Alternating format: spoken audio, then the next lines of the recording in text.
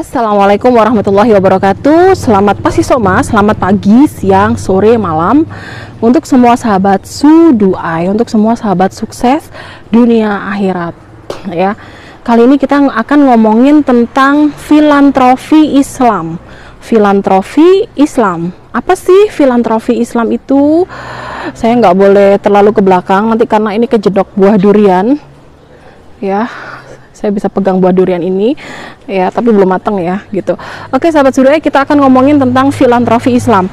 Jadi sahabat Suduai, di dalam Islam itu ada ajaran-ajaran tentang mencintai manusia yang lain, dan itu dinamakan dengan Islamic filantropi ya, atau filantropi Islam ya.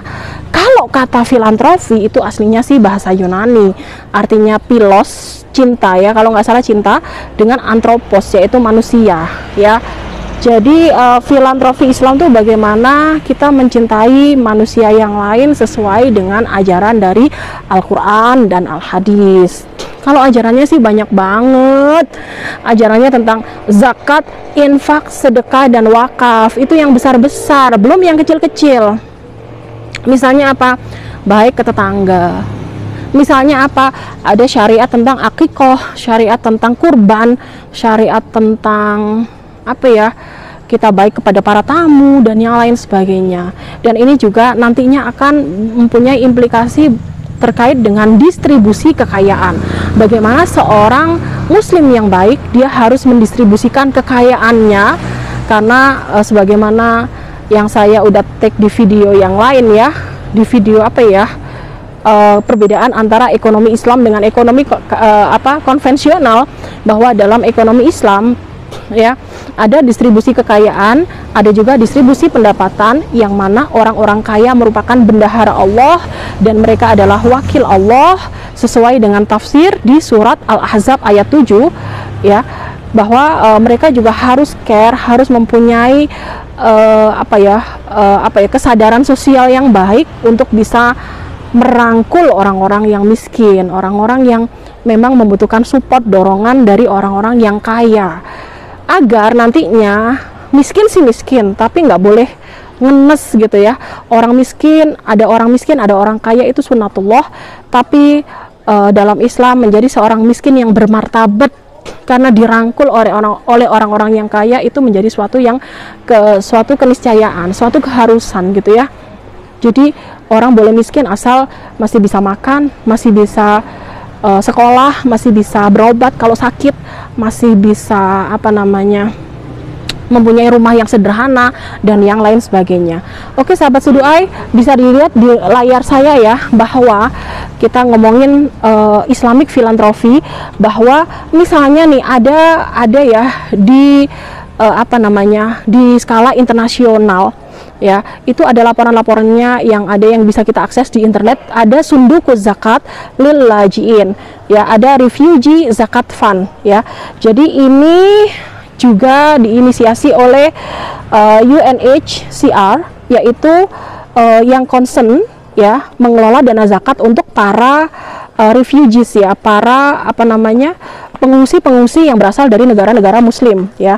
Jadi ini adalah salah satu gerakan ya. Ini adalah salah satu gerakan ya sahabat-sahabat Suduai yang bisa dilakukan dengan dana zakat. Adapun gerakan yang lain yang bentuknya adalah pemberdayaan, itu masih sangat banyak sekali yang bisa dilakukan.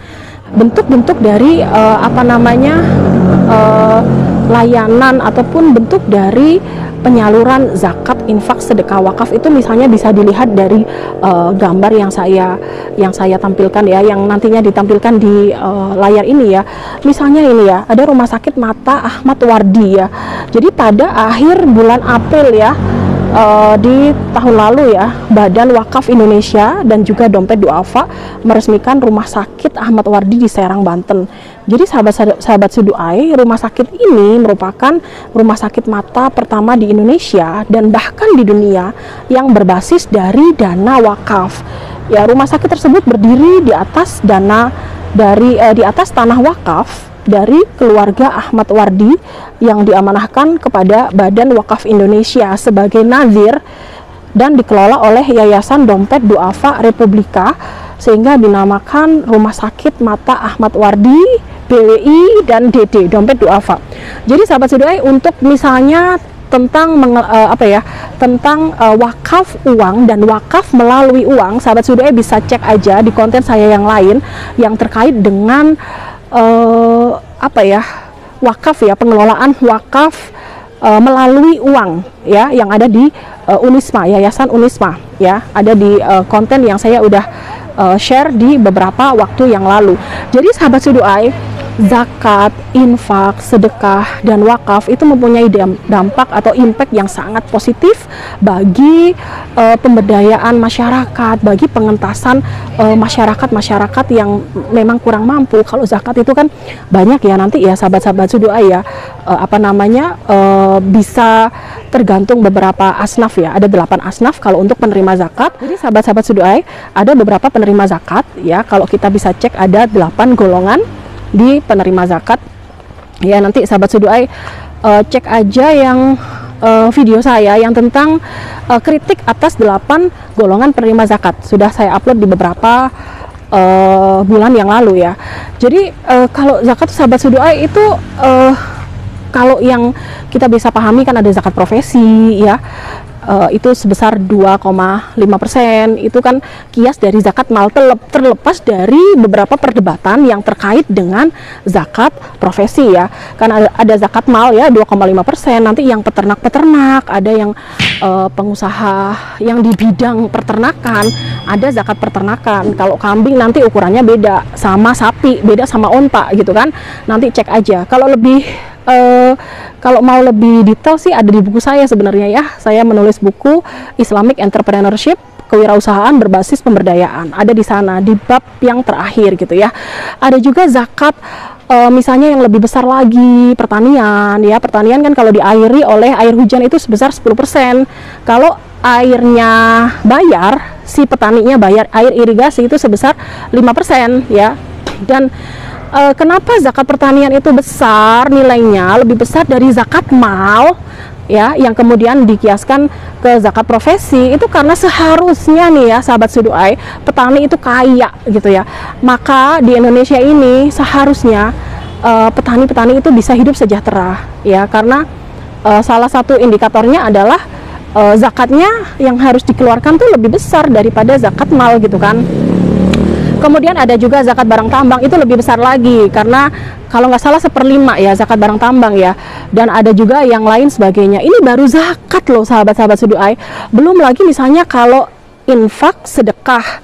Kalau infak dan sedekah ini tidak wajib ya. Jadi ini kan sunnah ya, jadi kalau dilakukan ya baik, dapat pahala. Kalau nggak dilakukan juga nggak dapat apa-apa. Beda dengan zakat, kan zakat itu wajib. Jadi kalau sahabat Suduai sudah mencapai syarat-syarat dalam mengeluarkan zakat, kayak nisab, kayak haul, dan yang lain sebagainya, maka ya kalau nggak ngeluarin zakat dosa, karena ini wajib gitu kan. Sama seperti sholat gitu, wajib gitu kan. Karena dalam beberapa ayat-ayat di Al-Quran, ayat tentang perintah sholat itu mesti nempel, kebanyakan nempel dengan perintah untuk berzakat gitu ya. Kemudian ada infak dan sedekah. Kalau infak sih biasanya duit material ya. Kalau sedekah itu biasanya material dan non material ya, artinya bisa duit, bisa yang bersifat non materi ya, bukan harta gitu ya. Karena banyak sekali hadis-hadis yang menyatakan bahwa misalnya senyum itu sedekah, tabassumuka fi wajihi akhika sodakoh. Jadi senyummu untuk saudaramu itu sedekah. Bisa juga misalnya sekedar meminggirin kerikil yang di jalan itu sedekah. Sekedar berucap misalnya terus-terusan berzikir ya, la ilaha illallah, subhanallah, alhamdulillah, wa la ilaha illallah, Allahu akbar, itu sedekah. Jadi banyak jalan untuk menuju sedekah. Kalau infak biasanya materi gitu ya. Kalau sedekah biasanya materi dan non materi. Kemudian sahabat Suduai ada wakaf. Aduh, kalau wakaf ini sudah berkembang dengan sangat baik sekali kalau wakaf ini ya, karena wakaf ini impactnya sangat besar sekali untuk pemberdayaan masyarakat lagi-lagi ya. misalnya nih ya, wakaf tadi yang saya udah jelasin di gambar yang rumah sakit mata Wardi, itu kan wakaf plus nanti disupport oleh dompet duafa. Ya, orang mewakafin tanah disupport oleh dompet duafa, nazirnya adalah BWI, bisa kena bisa dapat rumah sakit mata, dan ini kan sangat bermanfaat untuk masyarakat. Ya, ada lagi yang wakaf dilingkan ke sukuk, ya, cash wakaf link sukuk. Ya, ada juga wakaf yang sudah di apa ya, yang sudah inovasikan lagi, sehingga lagi-lagi wakaf itu kalau kita belajar dari beberapa negara di seluruh dunia, tidak hanya stagnan, ya, tidak hanya berhenti di masjid saja, di kuburan saja, di madrasah saja, di pondok pesantren saja. Kalau di Indonesia kan wakaf itu berhentinya hanya di pondok pesantren, di kuburan, di masjid, di sekolahan, dan yang lain sebagainya, ya. Kalau kita belajar wakaf di negara-negara Islam atau negara-negara di dunia, itu wakaf sangat berkembang dengan sangat baik sekali pengelolaannya. Nanti ya, saya akan bikin video yang khusus tentang bagaimana wakaf, ya, bagaimana contoh wakaf di beberapa negara-negara di dunia. Jadi itu ya sahabat-sahabat Sudoa yang terkait dengan filantropi Islam, ya. Jadi kalau dalam Islam itu ya, hidup itu kan tidak hanya di dunia saja, ya, tapi kan hidup yang sesungguhnya adalah di akhirat. Maka buat apa sih kita punya banyak harta kalau ini tidak membawa kebaikan bagi diri kita dan juga bagi orang lain, ya. Maka ada wadah yang namanya filantropi Islam, dan ini pastinya akan bisa membantu orang-orang yang saudara-saudara kita, ya, manusia-manusia yang kurang mampu, sehingga kita semuanya bisa bergotong royong menuju kehidupan yang sejahtera, ya. Gitu ya sahabat-sahabat Sudoai. Saya kira udah, saya akhiri aja. Terima kasih. Jangan lupa sesyubah, senyum, syukur, bahagia, agar hidup kita selalu dilimpahi oleh keberkahan. Terima kasih. Wassalamualaikum warahmatullahi wabarakatuh.